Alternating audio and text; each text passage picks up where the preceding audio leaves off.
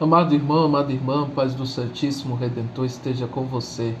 Palavra de Deus hoje para nós, neste 33º domingo do tempo comum. É pela perseverança que ganhareis a vida. Ao caminharmos para o final do ano litúrgico, a Igreja nos convida a contemplar o sentido último da história e a viver este tempo com responsabilidade, confiança e perseverança. A palavra deste domingo nos conduz por um caminho de realismo e esperança. Realismo diante das turbulências da vida e da sociedade. Esperança diante da certeza de que Deus não abandona o seu povo e conduz a história para a plena realização de sua justiça. A profecia de Malaquias apresenta a imagem forte do dia do Senhor, comparado à fornalha que queima a soberba e a injustiça. Não é uma imagem destinada a provocar medo, mas a sublinhar que Deus leva a sério nossas escolhas, e que ninguém pode viver como se o bem e o mal fossem indiferentes. Contudo, a mesma profecia que fala do fogo purificador anuncia também o consolo. Para os que temem o nome do Senhor, nascerá o sol da justiça, trazendo a salvação. A vinda de Deus não é ameaça para os seus filhos, é amanhecer, é promessa de cura, de luz e de restauração. O juízo de Deus é sempre libertador para os que caminham na retidão. Por isso, mesmo o Salmo responsorial canta com alegria a vinda de Deus. A criação inteira exulta, porque quando Deus julga, Ele restaura. Quando Deus traz o julgamento, Ele restaura. Por isso, quando Ele vem, a vida floresce. A justiça divina não é vingança, mas restauração. O mar aplaude, os rios batem palmas, as montanhas vibram, porque o mundo inteiro anseia por um juízo que ponha fim à violência, à desonestidade, à falsidade, à corrupção e à maldade que tantas vezes sufocam os pequenos. No fundo, o salmista expressa aquilo que todo coração humano deseja: ver um mundo governado pelo amor, pela verdade e pela justiça. E esse mundo é possível, porque Deus vem.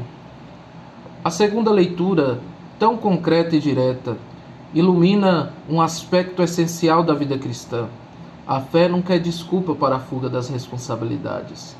Na comunidade de Tessalônica, alguns estavam ociosos, talvez alimentando expectativas exageradas e desordenadas sobre a volta de Cristo, vivendo sem compromisso com o presente. E São Paulo afirma: quem não quer trabalhar também não deve comer. Ele próprio se apresenta como aquele exemplo, Trabalhou noite e dia, não por obrigação, mas para testemunhar que o Evangelho se vive com seriedade, com responsabilidade, com empenho. A fé não nos desliga do mundo, ao contrário, nos faz viver o hoje com mais dedicação, porque sabemos que todo dia é dom de Deus, que toda tarefa é oportunidade de construir o reino. Esperar o Senhor não significa cruzar os braços, mas viver com mais amor cada instante. E então chegamos ao Evangelho. Jesus, diante do esplendor do templo, anuncia a sua destruição. Aquilo que aparecia eterno, sólido, inabalável, cairá. Há aqui um ensinamento profundo. Tudo que é humano é passageiro. Nada, por mais belo que seja, pode ocupar o lugar de Deus. As estruturas passam, mas a palavra permanece. Os discípulos, inquietos, perguntam: quando será? Mas Jesus, ao invés de oferecer datas, oferece discernimento. Ele sabe que a curiosidade pelas previsões do fim, pela sensação, pelas teorias alarmistas, sempre fascina o coração humano. Ontem, mas hoje também. Por isso ele adverte: cuidado para não seres enganados. Muitos dirão: eu sou o Salvador, o tempo está próximo, só aqui está a verdade. A fé cristã exige vigilância, porque o engano religioso sempre nasce de falsas seguranças e promessas fáceis. Jesus não esconde que a história será marcada por guerras, terremotos, fomes, pestes e sinais inquietantes.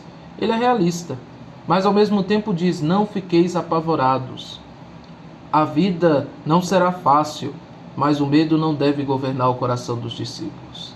Deus não nos pede ingenuidade, mas nos livra do desespero.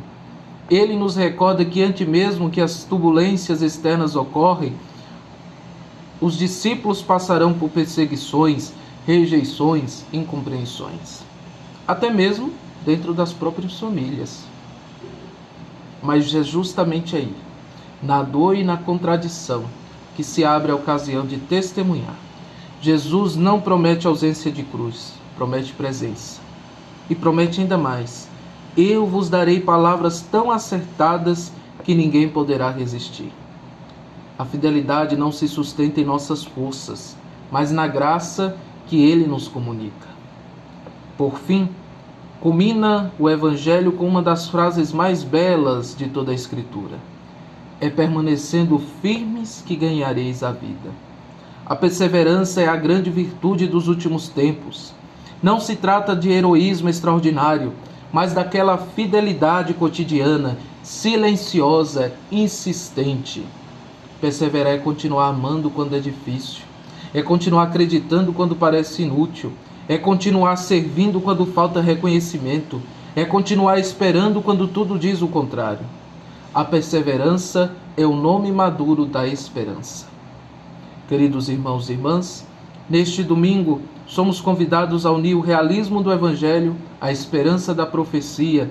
Sabemos que o mundo é marcado por turbulências, por incertezas e tensões. Vivemos o tempo em que a violência assusta, a economia preocupa, a polarização divide e muitos corações experimentam cansaço e desânimo. Mas a fé cristã nasce justamente aí, quando o mundo parece estremecer. Nasce como luz que não se apaga, como o sol que amanhece após a noite, como firmeza que sustenta, como paz que guarda o coração. Deus não abandona os seus. Nenhum fio de cabelo se perde. O sol da justiça já brilha, e nós, fortalecidos por esta certeza, somos chamados a viver cada dia com responsabilidade, discernimento e confiança. Testemunhemos a fé com coragem, trabalhemos com dignidade, caminhemos com perseverança, e quando tudo parecer desmoronar ao nosso redor, lembremos destas palavras: quem permanece firme ganha a vida. Que assim seja. Amém.